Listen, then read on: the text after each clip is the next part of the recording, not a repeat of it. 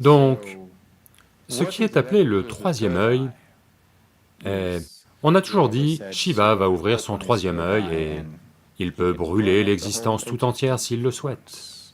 Vous devez comprendre que ceci est une culture dialectique. Vous ne prenez pas ces choses littéralement, logiquement. Vous devez toujours lire entre les lignes. Malheureusement, les gens commencent à l'interpréter comme une chose logique et tout ça est extrêmement déformé.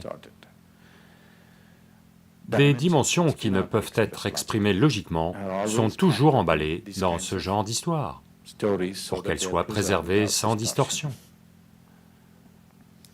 Donc Shiva ouvre son troisième œil et soit tout brûle, soit il voit tout clairement. Donc le troisième œil n'est pas une chose physique. C'est juste que si vos énergies atteignent un certain pic en vous, vous avez une nouvelle clarté de vision de la vie. Vous voyez tout à partir d'une dimension complètement différente. Donc vous commencez à voir des choses, c'est un œil intérieur, on peut dire que vous pouvez le tourner vers l'intérieur ou vers l'extérieur, dans un sens ou dans l'autre. Donc ces yeux ne sont que vers l'extérieur, vous ne pouvez pas faire rouler vos globes vers l'intérieur et voir ce qui est en vous, n'est-ce pas? Donc le troisième œil est dans les deux sens, si vous voulez, vous pouvez le tourner vers l'intérieur ou vous pouvez le tourner vers l'extérieur. Dans les deux cas, vous voyez la vie au-delà des limitations habituelles de votre perception. Votre perception s'est élevée au-delà du physique. C'est ça le troisième œil. Pourquoi est-il associé à un certain point dans votre corps? Parmi les 7 chakras, la 6e dimension est appelée Ajna. Ajna est située légèrement au-dessus du point de jonction des sourcils. Il y a 3 dimensions qui lui sont attachées. Ces 3 dimensions sont traditionnellement nommées d'après Shiva.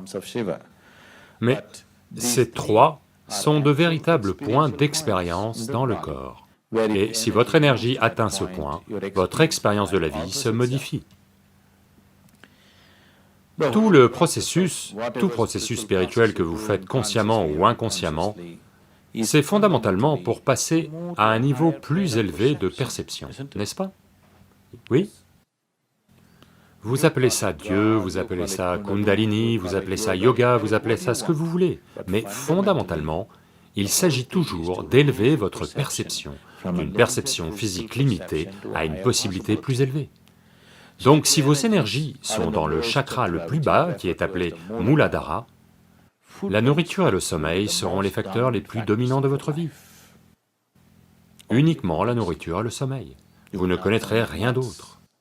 Si les énergies se déplacent dans Swadhisthana, alors vous êtes un chercheur de plaisir, vous profitez du monde physique de tant de façons différentes. Si vos énergies se déplacent vers Manipuraka, alors vous êtes un faiseur dans le monde, vous êtes un achiever.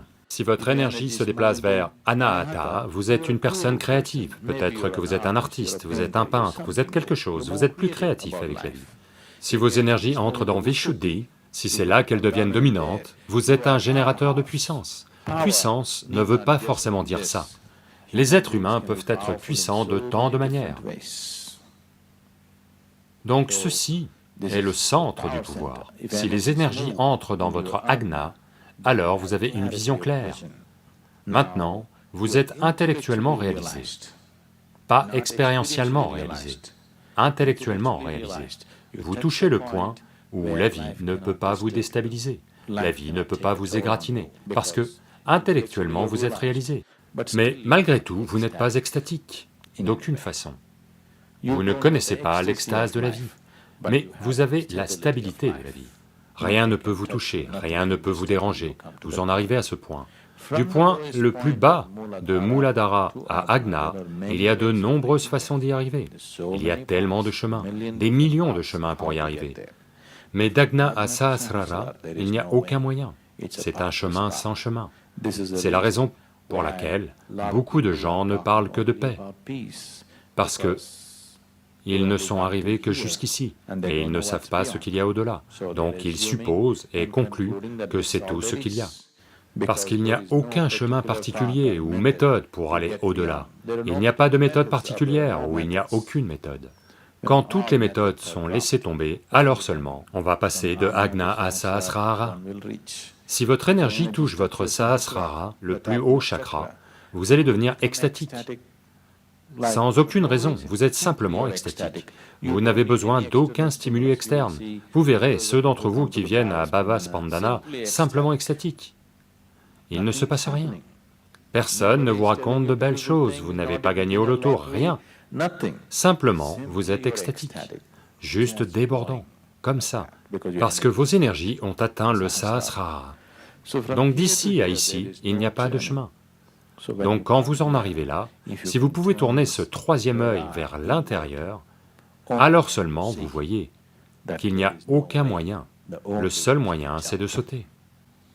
Pour sauter dans le vide complet, vous devez soit être fou, soit avoir une confiance absolue en la parole de quelqu'un d'autre. Ce sont les seules deux façons de sauter dans le néant, n'est-ce pas?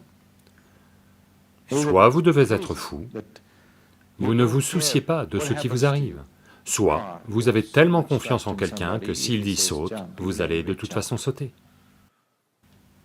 Ce sont les deux seuls moyens. Donc, le troisième œil est quelque chose qui vous donne une clarté totale sur la façon dont sont les choses, la façon dont est le processus de la vie.